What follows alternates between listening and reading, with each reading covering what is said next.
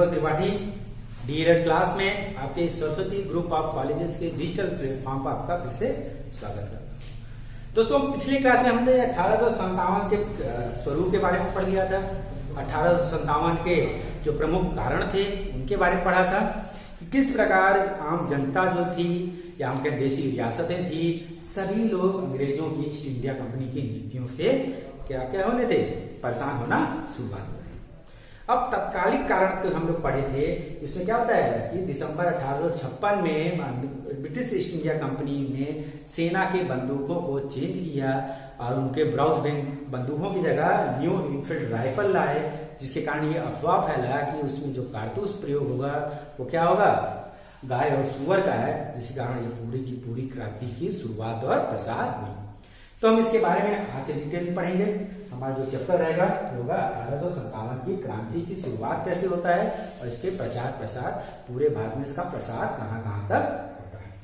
तो चलिए दोस्तों, हम लोग शुरुआत करते हैं। हमने पढ़ा था कि दिसंबर 1856 में कंपनी के द्वारा क्या किया गया, बंदूक को चेंज कर दिया गया और क्या लाया गया, न्यू इनफील्ड राइफल्स लाया गया। उसके बाद ये अफवाह फैल गया कि जो इसको कारतूस में है, जनवरी में ये अफवाह फैलता है, जनवरी 1857 आ जाता है, इसमें ये अफवाह फैलता है कि इसकी जो कारतूस है, इस कारतूस में क्या है, गाय और सुअर की चर्बी मिली है, अगर उसको हम यूज करेंगे तो हमारा धर्म भ्रष्ट हो जाएगा। और उसके बाद धीरे धीरे ये अफवाह हर जगह फैलना शुरू होता है। उस समय अंग्रेज क्या करते थे, अपनी छावनियां बनाते थे। उनकी प्रमुख जो सैनिक थे वो सैनिकों में छावनियों में रहते थे, जिसमें भारतीय सैनिक और ब्रिटिश सैनिक साथ में रहा करते थे। अगर प्रमुख छावनियों की बात करें उस समय, तो बंगाल में 3 प्रमुख छावनी थी।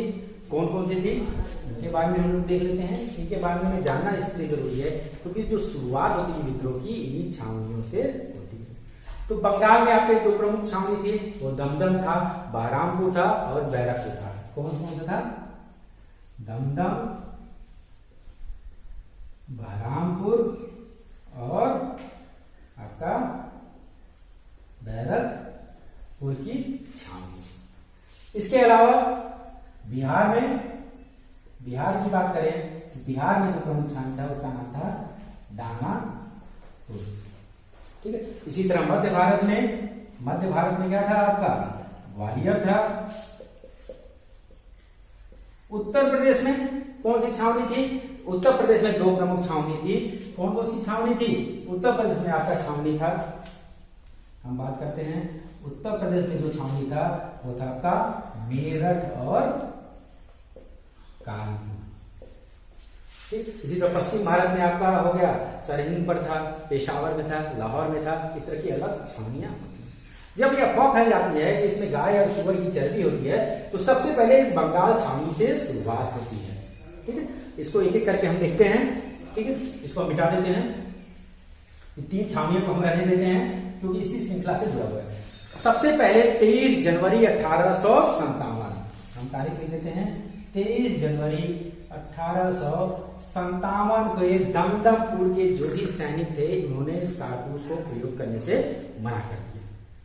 अब ये बात धीरे धीरे फैल रहा है, विद्रोह का दमन करने की कोशिश किया जाता है। ठीक इसी 26 फरवरी 1857 को बहरामपुर के सैनिकों ने भी क्या किया, कारतूस को प्रयोग करने से मना कर दिया। अब कंफ्यूज होने की जरूरत नहीं है, बड़ा इजी है। 23 जनवरी 1857, इसमें 1 महीना 3 दिन जोड़ दीजिए, कितना हो गया, 26 फरवरी। फिर इसमें 1 महीना 3 दिन बाद कितना हो गया, 29 मार्च 1857 को बैरकपुर छावनी के भी सैनिकों ने इसको प्रयोग करने से मना कर दिया। और बैरकपुर छावनी में ये थोड़ा हिंसात्मक हो गया। कारण क्या रहता है कि इसकी जो 34वीं रेजिमेंट रहती है, ठीक है, जो 34, उसका नाम रहता है 34th NI। तो 34वीं रेजिमेंट के एक सैनिक रहते हैं, उनका नाम रहता है मंगल पांडे। मंगल पांडे ने क्या किया कि हथियार उठा लिया, कहा कि मैं इसको यूज नहीं करूंगा, बस आगे बढ़ता है और ये क्या करते हैं, फायरिंग कर देते हैं 2 अंग्रेज अधिकारियों के। कभी कोई क्वेश्चन उन अंग्रेज अधिकारियों के नाम के बारे में आ जाता है कि कौन कौन से अंग्रेज अधिकारी थे, नाम नोट कर दिए। सार्जेंट ह्यूरन और लेफ्टिनेंट बाग का नाम क्या होगा? सार्जेंट ह्यूरन और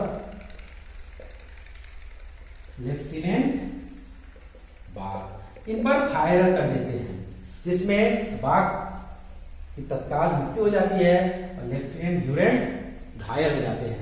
एक बहुत बड़ी घटना थी। इस घटना के कारण पूरी अंग्रेज सिस्टम हिल जाता है और अंत में मंगल पांडे को गिरफ्तार कर लिया जाता है, उन पर मुकदमा चलता है और 8 हम कह सकते हैं अगला महीना आ जाता है 8 अप्रैल 1857 को मंगल पांडे को क्या किया जाता है? फांसी दे दी जाता है। अब ये बात तेजी के साथ हर जगह फैलना शुरू हो जाता है। ठीक है, यहां से बात फैलते फैलते आपका पहुंच जाता है मेरठ में। जब मेरठ में ये बात पहुंचता है कि एक भारतीय सैनिक को इसलिए अंग्रेजों ने फांसी पर लटका दिया क्योंकि उसने गाय और सुअर की चर्बी को यूज करने से मना किया गया था, तो 24 अप्रैल को, अप्रैल महीने के आखिरी सप्ताह में 1857 में मेरठ के जो घुड़सवार होते हैं, जिनकी संख्या देसी घुड़सवार हम कह सकते हैं, जो घोड़े पर सवार होते हैं, ठीक है, फौज की टुकड़ी, उसके लगभग 85 सैनिकों ने कारतूस यूज करने से मना कर दिया गया और विद्रोह करके कहते हैं हम दिल्ली की तरफ जाना शुरू कर देंगे। सैनिकों को तत्काल कार्रवाई से पकड़ा जाता है, उन पर कोर्ट मार्शल चलता है और 9 मई 1857 को उन पर कोर्ट मार्शल चल जाता है। इन देसी सैनिकों को क्या कहता है? कोर्ट मार्शल, मतलब सेना का अपना नियम लाके वो गिरफ्तार हो गए, आजीवन कैद, उसको फांसी की सजा दी जाती। अब ये बात पूरी पूरी मेरठ के जनता में फैल जाती है। मेरठ की जनता ने सैनिकों को धिक्कारा, भारतीय सैनिकों को धिक्कारा कि आपके सैनिकों को पकड़ लिया गया, आप क्या कर रहे हो। और अंत में 10 मई को पूरी की पूरी मेरठ के जो भारतीय सैनिक थे वो सभी विद्रोह कर देते हैं और 10 मई को क्या होता है? मेरठ का विद्रोह होता है। और मेरठ में जितने भी अंग्रेज सैनिक थे उनको किसी को मार देते हैं, कोई भाग जाता है। यहाँ से ये इनका मोटिव आगे बढ़ता है और पूरी की पूरी रातों रात वो कूच करके ये अगले दिन 11 मई 1857 को कहां पहुंच जाते हैं? दिल्ली पहुंच जाते हैं। दिल्ली में भीषण लड़ाई होता है, अंग्रेज अधिकारी मारे जाते हैं और दिल्ली जीत करके 12 मई 1857 को उस समय तत्कालीन मुगल बादशाह थे, कौन थे? बहादुर शाह द्वितीय। तो 12 मई को बहादुर शाह द्वितीय, जिनको बहादुर शाह जफर के नाम से भी जाना जाता है, इनको घोषित कर दिया जाता है कि यहाँ से आप क्या रहेंगे? दिल्ली सल्तनत के आप क्या रहेंगे? हमारे सम्राट रहेंगे। तो विद्रोह की क्रांति की शुरुआत हो गई। दिल्ली अब क्या हो गया? दिल्ली अब यहाँ से स्वतंत्र हो गया। अब यहाँ से विद्रोही सैनिक जो होते हैं वो चिट्ठी लिखकर भेजना शुरू करते हैं किसके पास? देश के अलग अलग हिस्सों में चिट्ठी लिख के भेजना शुरू करते हैं, आइए आप हमारी स्वतंत्रता संग्राम में पार्टिसिपेट कीजिए, हम क्या करेंगे? इसको आगे बढ़ाएंगे और ईस्ट इंडिया कंपनी वालों को सभी को देश से बाहर भगाना शुरू कर देंगे। दिल्ली की बात करें, अब इस तरह का प्रसार हर जगह फैलना शुरू होता है। दिल्ली में क्या होता है? बहादुर शाह द्वितीय बादशाह घोषित हो जाते हैं, दिल्ली स्वतंत्र घोषित कर दिया था। अब अंग्रेजों के हाथ पैर खुल गए।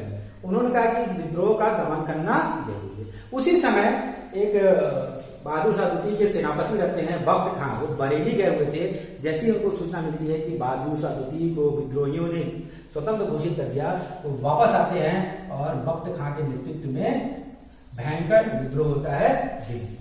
जब अंग्रेजों को ये लगने लगता है कि अब तो बहुत ज्यादा हो गया है, इस विद्रोह का दमन करना पड़ेगा, तब क्या किया जाए? तब अंग्रेजों ने नीति चेंज की। देश के अलग अलग, जैसे कश्मीर से, पंजाब से, जिंद से, ठीक है, अलग अलग जगहों से भारतीय सैनिकों को बुलाया जाता है, अलग सैनिक को बुलाया जाता है और 14 सितंबर 1857 तक दिल्ली की घेराबंदी कर दिया गया है। क्या कहता है? दिल्ली की घेराबंदी कर दिया जाता है। ठीक है, 6 दिन तक घेराबंदी चलता है, भीषण युद्ध होता है और अंत में 20 सितंबर 1857 को अंग्रेजों द्वारा दिल्ली को फिर से क्या किया जाता है? दिल्ली को पुनः प्राप्त कर लिया जाता है। एक अंग्रेज सेनाधिकारी था, नाम उसका हडसन, इंपॉर्टेंट। हडसन क्या करते हैं? ये क्या करते हैं? बहादुर शाह द्वितीय और उनकी पत्नी रहती हैं, जैसे उनकी 3 पत्नियां रहती हैं, ठीक है। तो उनकी बहादुर शाह द्वितीय और उनकी पत्नी रहती हैं आपका जीनत महल, ठीक है। इनको गिरफ्तार कर लेते हैं, उन पर मुकदमा चला करके उनको कहां भेज देते हैं, रंगून भेज देते हैं। इनको कहां भेजते हैं, रंगून भेज देते हैं। और वहीं पर निर्वासित जीवन बिताते हुए नवंबर 1862 में बहादुर शाह द्वितीय की मृत्यु होती है। दूसरा, ये हडसन काम क्या करता है, ये सोचता है कि भाई अभी बादशाह मर गया, हो सकता है भविष्य में इसके पुत्र या पोते विद्रोह कर दे। तो इनके 2 पुत्र और 1 पोते को पकड़ करके लाल किला के सामने उनकी क्या करती है, हत्या कर दिया जाता है। किसके द्वारा कर दिया जाता है, इस हडसन के द्वारा कर दिया जाता है। और इस प्रकार जो दिल्ली का विद्रोह होता है उसका शांत कर दिया जाता है। लेकिन ये जो विद्रोह होता है केवल दिल्ली तक नहीं सिमटता है, ये विद्रोह का आग क्या फैलता है, पूरे भारत में फैलना शुरू होता है। तो हम इसके विस्तार कई प्रमुख जगहों पर पढ़ेंगे, जैसे अवध का जो नवाब रहते हैं वाजिद अली शाह, उन पर ये कुशासन का द्रोह लगा करके अंग्रेज 56 में पहले उनको क्या करते हैं, वाजिद अली शाह को निर्वासित कर देते हैं। वो कलकत्ता में रहते हैं। तो उनकी जो बेगम रहती हैं, बेगम का नाम रहता है हजरत महल। हजरत महल अंग्रेजों के खिलाफ युद्ध की शुरुआत कर देती हैं 4 जून 1857 में। और पूरी की पूरी में जो अवध की जनता रहती है वो सपोर्ट किसका करती है, इन हजरत महल का सपोर्ट करती है। और ये अंग्रेजों के खिलाफ युद्ध की शुरुआत करते हैं। वहीं पर एक प्रसिद्ध नाम आता है अहमदुल्लाह का।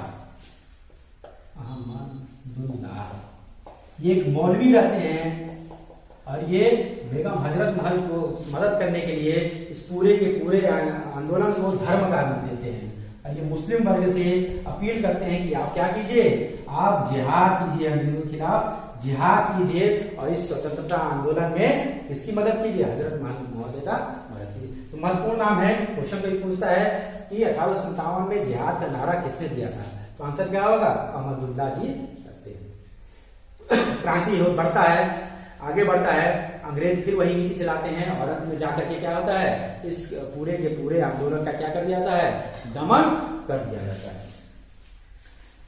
अब बेगम हजरत महल भागे कहां चली जाती है, बेगम हजरत महल भागे कहां चली जा रही हैं, चली जा रही है आपका नेपाल चले जा रहे हैं। इसके बाद ये क्रांति की आगे बढ़ता है और ये पहुंचता है कानपुर। कानपुर में उस समय निर्वासित पेशवा जो रहते हैं नाना साहब, जिनको अंग्रेजों ने दत्तक पुत्र मानने से मना कर दिया था, पेशवा मानने से मना कर दिया था, नाना साहब के और इनके सेनापति हम कह सकते हैं सहायक तात्या तोपे, इनके नेतृत्व में विद्रोह की शुरुआत होती है। ठीक है, कब होता है ये होता है आपका 5 जून को 1857 को। तात्या टोपे के नेतृत्व में आंदोलन चलता है, प्रारंभिक सफलताएं मिलती हैं। इनके सैनिक जो थे जोश में आकर के कुछ ब्रिटिश जो सेना अधिकारी थे उनके परिवार वालों की इलाहाबाद के पास हत्या कर देते हैं। बाद में उनके ऊपर नाना साहब के पास केस भी चलता है। ठीक है, तो नाना साहब के शुरुआत विद्रोह की क्रांति कानपुर में नाना साहब के अधीन चलता है। बाद में झांसी कैंपबेल आते हैं, कैंपबेल क्या करते हैं, नाना साहब को फिर से वापस कानपुर प्राप्त करते हैं। इसके बाद जो आते हैं झांसी, झांसी में क्या होता है, झांसी में रणनीति है रानी लक्ष्मीबाई, इनके नेतृत्व में क्रांति की होता है। ठीक है, तात्या टोपे पहुंचते हैं झांसी रानी लक्ष्मीबाई के पास, इनके भी पुत्र को उत्तराधिकार मानने से मना कर दिया जाता है। ये भी विद्रोह की मशाल उठाती हैं, विद्रोह करती हैं। अंत में कैंपबेल आते हैं यहाँ, सॉरी कैंपबेल तो हो चुके हैं। ठीक है, और ह्यू रोज आते हैं, इनके विद्रोह का दमन करते हैं। जब कानपुर इनके नियंत्रण में चला जाता है, ये चले जाते हैं ग्वालियर। ग्वालियर में अंग्रेजों से लड़ते हुए ये वीर गति को प्राप्त होती हैं। बाद में तात्या टोपे रहते हैं, ये यहाँ पर विद्रोह की शुरुआत करते हैं, मशाल को आगे बढ़ाते हैं। बाद में इनके मित्र ने इनके धोखा देकर के इनको पकड़वा देते हैं। ठीक है, इसी प्रकार हम देखते हैं कि बिहार में जगदीशपुर में हम जाते हैं कि कुंवर सिंह का नाम आता है। कुंवर सिंह के नेतृत्व में पूरा का पूरा आंदोलन चलता है। ठीक, तो इस प्रकार देखते हैं कि संपूर्ण उत्तर भारत में इस विद्रोह का प्रचार प्रसार होना शुरू होता है। लेकिन अंत में भारतीय देशी रियासतों का सहयोग नहीं मिलता है, कई लोगों की गद्दारी होती है हम कह सकते हैं, और बाद में कूटनीतिक तरीके से जो ब्रिटिश इंडिया कंपनी के लोगों ने थे, इन्होंने इस पूरे के पूरे आंदोलन का क्या किया, दमन कर दिया। लेकिन ये दमन तो हो जाता है, लेकिन ये पूरी की पूरी क्रांति एक नई शुरुआत करती है, और यहीं से भारतीयों को अपने स्वतंत्रता का अपना प्रयास करना प्रारंभ करते हैं। अंत में जाकर के उनको 1947 में क्या प्राप्त होती है, स्वतंत्रता प्राप्त होती है। तो इस प्रकार हमने पढ़ लिया कि क्रांति की शुरुआत कैसे होती है, इसका प्रसार प्रसार कैसे होता है। अगली क्लास में हम लोग पढ़ेंगे कि इस 1857 की क्रांति का परिणाम क्या आता है और इसका प्रभाव भारतीय राजनीति में या सामाजिक में क्या पड़ता है। इसी के साथ आज का हम क्लास समाप्त करते हैं। धन्यवाद, थैंक यू।